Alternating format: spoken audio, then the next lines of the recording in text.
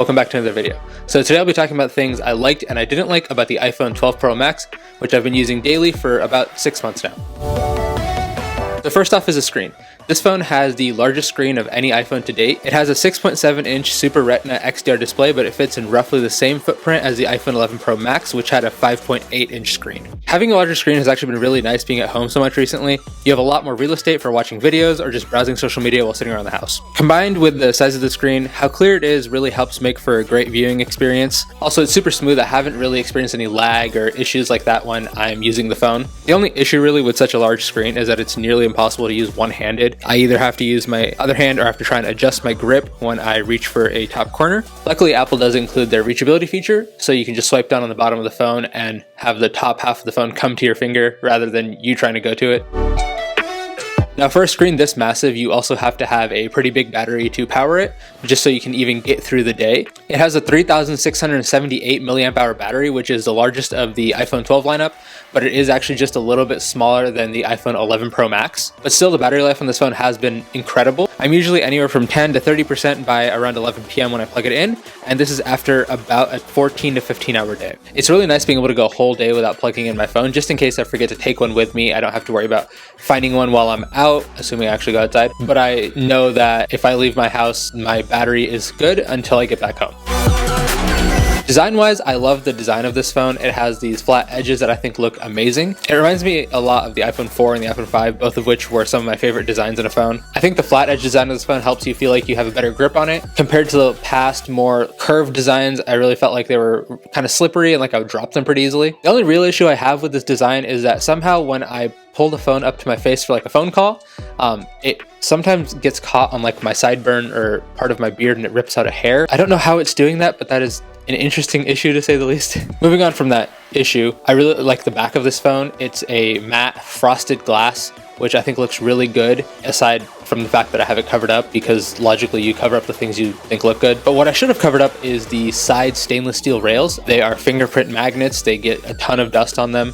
I'm not a huge fan of that. I would have preferred something more like the aluminum rails on the regular iPhone 12 and the 12 mini. Now for the front of the phone, there's a new ceramic shield glass that is supposed to allow for 4 times better drop performance, but I'm not going to throw my phone on the ground for the sake of drop testing it. However, I did notice that the front display still looks pretty much perfect despite carrying it around in like my pocket with a bunch of other stuff or just putting it in my bag. Now compared to past phones, I'm not seeing any of the micro scratches or really small chips on the edges that I used to see when I'd have the phone in my pocket with some things like keys, or if I just put it face down on a table. So I guess that is a test of improvement. Overall, I really like the design of this phone and the kind of throwback to the design language of the iPhone 4 and the iPhone 5. I hope they keep this up moving forward with future phones as well as the rest of the lineup. I'd love to see a MacBook with a design like this.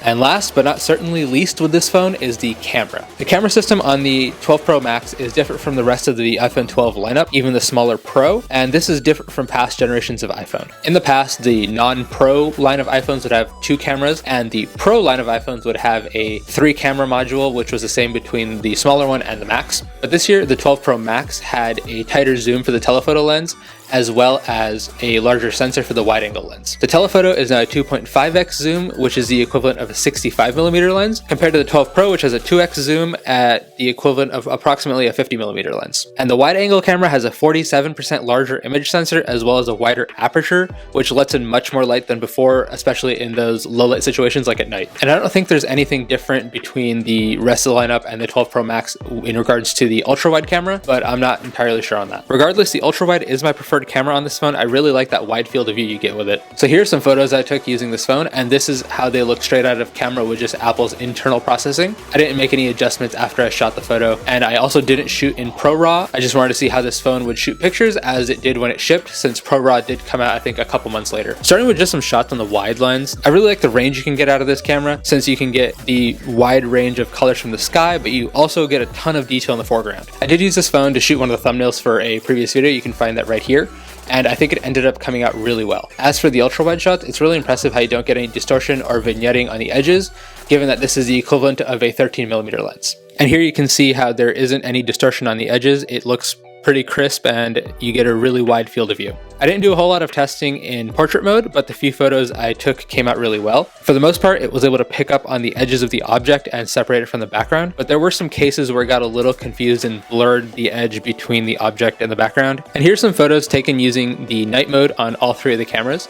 They were all shot in the same spot, and as you can see, the ultra wide has the least detail when you zoom in to look at the tiles, while the telephoto was able to keep a little bit more detail, and the wide angle lens had the most detail when you zoom in. I think this has to do with the new larger sensor on the wide angle lens, also combined with the fact that the ultra wide has a ton of processing done on it to prevent that vignetting and distortion that I mentioned earlier. Also, the wide angle does an amazing job in super low light. In this photo, there's pretty much no light. It was a dark parking lot, and it came out great with a 3-second exposure. So the photos from this phone come out fantastic, just straight from camera. Now let's take a look at the video. So to test the video capabilities, I shot all of these clips in 4K 60 with HDR video turned on. So for this first clip, I took it the other day, and you can see how the colors look really good. You have that dynamic range of the sky and still the foreground. There is a little bit of the sky blown out, but when I tapped to expose for it, it was able to correct that, as well as still keeping a pretty good amount of the detail in the foreground. I think it was able to balance this video out really well. Now here's one more clip I was using to test the stabilization. This is from a previous video I've posted, and I think it's a really good demo of the new optical image stabilization on the phone. I think this is a good test of the new sensor shift stabilization feature. Since I wasn't exactly being careful with making sure that the phone was steady, I was kind of letting it do a lot of that for me. Also, the new OIS for this phone did a really good job with the 3-second exposures when I was in night mode. It is a little hard to keep the phone steady in some situations, especially for shooting just one-handed. So it was nice to have a little bit of help from the new stabilization that they added at the sensor level rather than the lens level. I would say that the camera on the 12 Pro Max is